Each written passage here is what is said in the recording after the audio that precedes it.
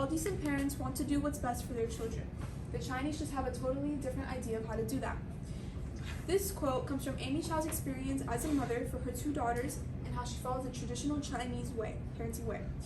This way of parenting is commonly associated with the American-founded authoritarian parenting style.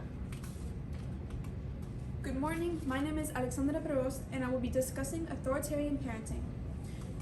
My research question is to determine whether Chinese American authoritarian parents negatively impact their children's self-identity in the 21st century.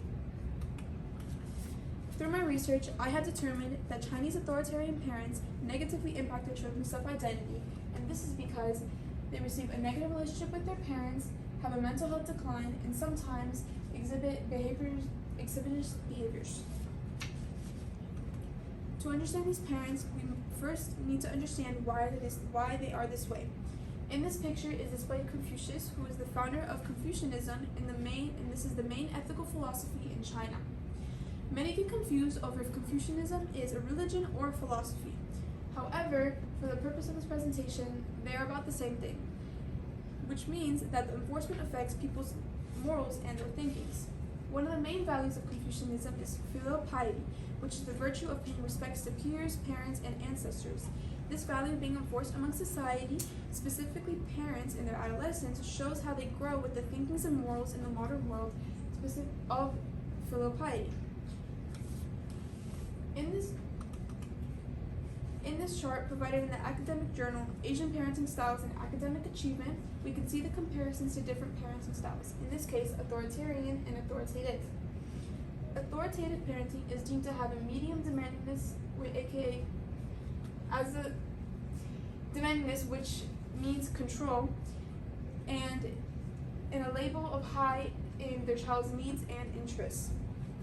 In a clearly negative comparison, the authoritarian parent has a high demandingness of control and his responsiveness is low to the child's needs and their interests. This shows that this connects with the morals of Confucianism and Chinese parents, specifically when a child fails at a task. When a child fails at a task, it brings a sort of cultural shame to the family, which is one of the main subjects in filial piety, which is to pay respects.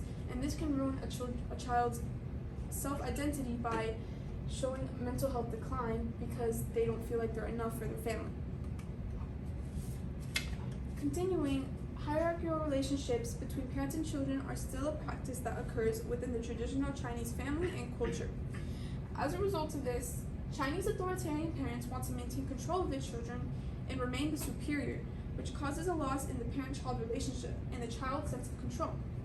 The harshness that occurs through strict parenting leads to a decrease in parental warmth, which is another factor in authoritarian parenting, compared to authoritative, where more parental warmth is higher, so the relationship between the parent and the child is closer than authoritarian parents.